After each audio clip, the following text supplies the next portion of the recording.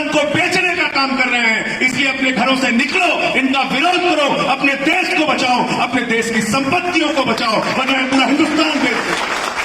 अरे तीनों काले कानूनों में मैं भाजपाइयों से कहता हूं एक लाइन दिखा दो कहीं एमएसपी के लिए लिखाओ। तो मैंने कहा झूठा था, झूठा है, झूठा ही रहेगा, इसके अलावा कुछ नहीं। किसान ये कह रहा है कि ये बिल लागू करके तुमने हमारे डेथ वारंट पे साइन किया है। तो ये कानून किसान के लिए नहीं, ये कानून अडानी के लिए बनाया गया।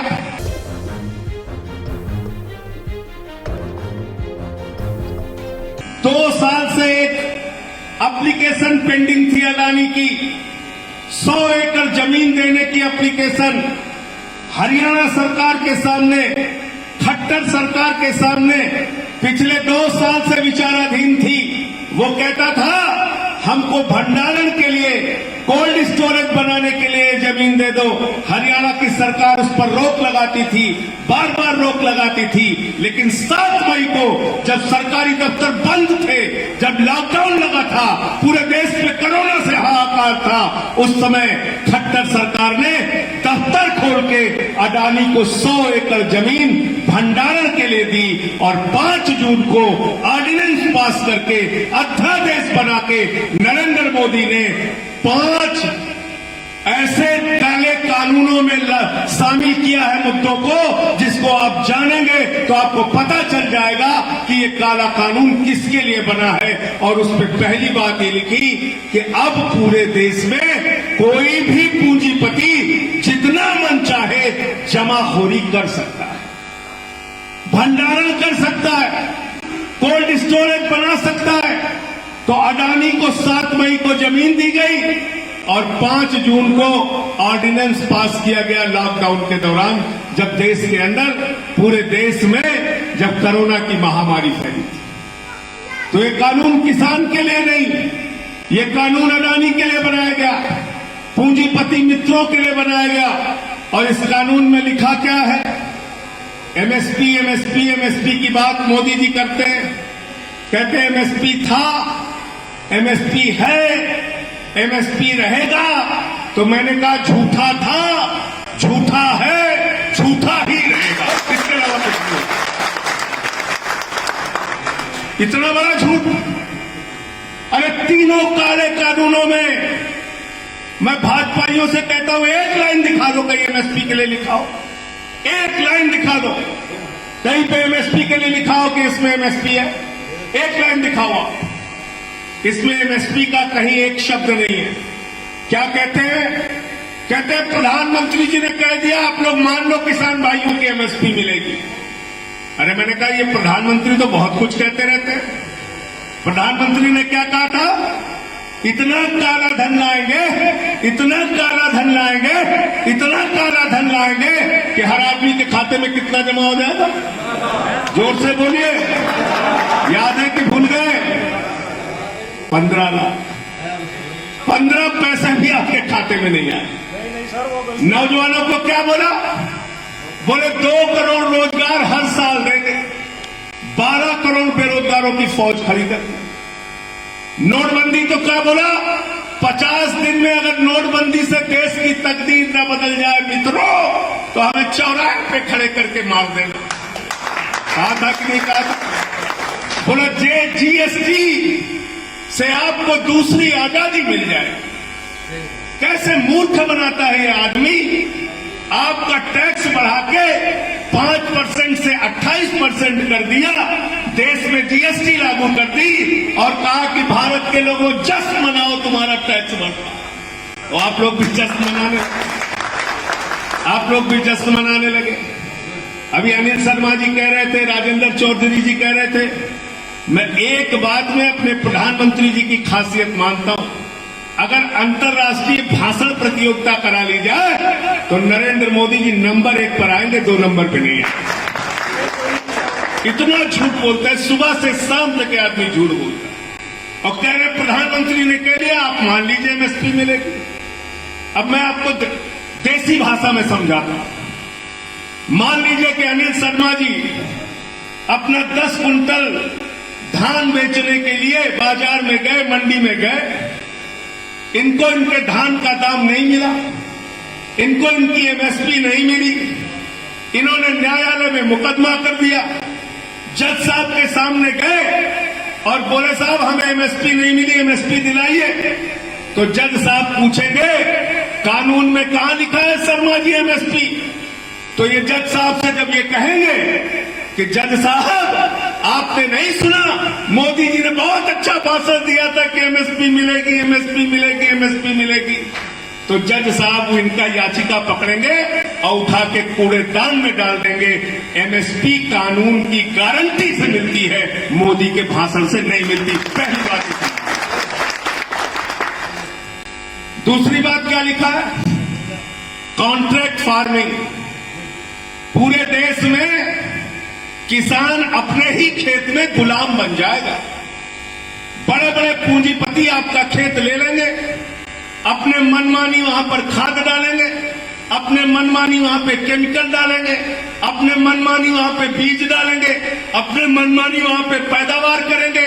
पैदावार अच्छी हो गई तो माल अपने पास, पैदावार खराब हो गई तो उनके खिलाफ आप न्यायालय में नहीं जा सकते, कोर्ट में नहीं जा सकते।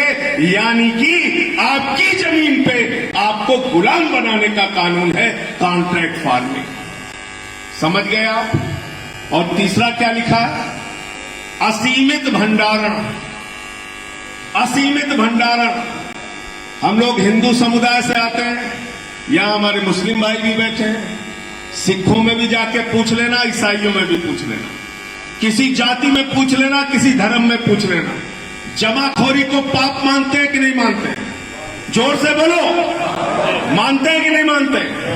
अगर बाजार में सामान की उपलब्धता नहीं होगी, फल सब्जियां अनाज नहीं होगा और उसको कोई साहूकार, कोई पूंजीपति जमा करके अपने गोदाम में रखेगा तो उसको काला बाजारी और जमाखोरी कहा जाता है कि नहीं कहा जाता है? जोर से बोलिए, कहा जाता है कि नहीं कहा जाता है? मोदी जी ने क्या किया है तीसरे कानून में? बोले असीमित भंडारण की छूट। बोले अडानी जी आप जितना चाहे लोगों से अनाज खरीदो, फल खरीदो, सब्जी खरीदो, सस्ते दाम में किसान से खरीदो, उसको अपने कोल्ड स्टोरेज में रखो, जब बाजार में उसकी कमी हो जाएगी तो महंगे दाम में उसी किसान को बेच दो। जमाखोरी को, कालाबाजारी को, महंगाई को, तीनों चीजों को नरेंद्र मोदी जी की सरकार हिंदुस्तान की पहली सरकार है जिसने सभी धार्मिक मान्यताओं को कूड़ेदान में डाल के आज जमाखोरी और कालाबाजारी को वैधता प्रदान करने का पाप किया है। मैं ये कहना चाहता हूं, वैधता प्रदान करने का पाप किया है, उसको लीगलाइज करने का पाप किया है। और अगर आप इनके खिलाफ कुछ बोलिए तो आपके ऊपर मुकदमा लिख दिया जाता है। ये किसान आंदोलन चल रहा है, इसमें जो डीजल पहुंचाता है उस पे एनआईए का मुकदमा, जो खाना पहुंचाता है उस पे सीबीआई का मुकदमा, जो आंदोलन में जाता है उस पे थानेदार पहुंच जाता है घर में। मैं योगी जी और मोदी जी से कहना चाहता हूं, हम लोग आंदोलन की कोख से पैदा हुए लोग हैं, हमको ये मुकदमे और जेल और लाठियों से मत डराना। तुम्हारे जेल और लाठी सहने और बर्दाश्त करने के लिए हम तैयार हैं, लेकिन हम लड़ेंगे अपने हक के लिए, हम लड़ेंगे अपने हक के लिए। आज कैसे कैसे कानून देश की पार्लियामेंट में पास किए गए। आज बजट आया देश का, मैंने उस बजट पे संसद के अंदर कहा बिल्कुल सही है, जान लेना, और 130 करोड़ लोगों की मेहनत से इस देश की संपत्तियां बनी है। इस देश की संपत्तियां, वो चाहे रेल हो, वो चाहे खेल हो, वो चाहे एलआईसी हो, वो चाहे बैंक हो, ये आप लोगों की मेहनत से, इस देश के लोगों के परिश्रम और ताकत से बनी, उनकी मेहनत से, उनकी मजदूरी से बनी।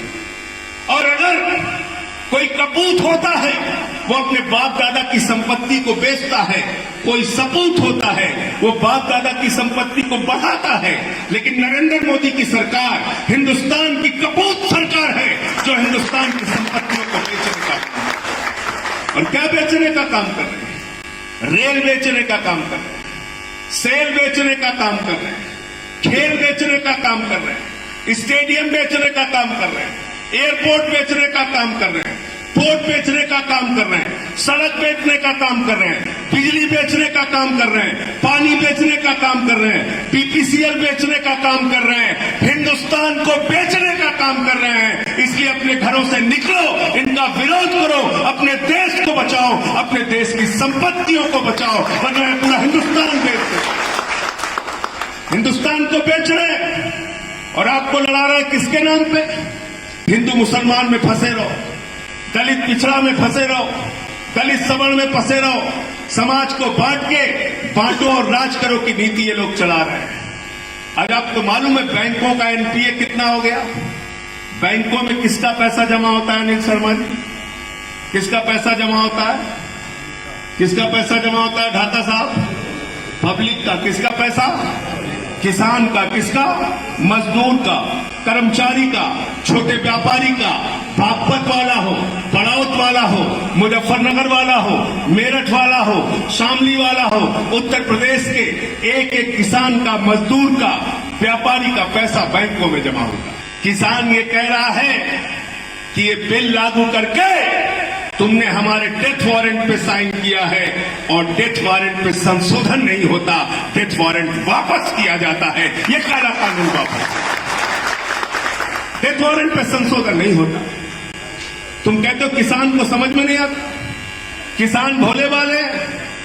अरे बेईमानो, किसान बिगड़ैल बैल की नाक में नकेल डाल देता है, तुम्हारी भी नाक में नकेल डाल देगा, चिंता मत करना, उसकी बुद्धि पर भरोसा रखो, तुमको तुम्हारे घर पहुंचा के आए। उसी की वोट से तुम वहां पहुंचे, उसी की ताकत पे तुम इतना बोल रहे हो।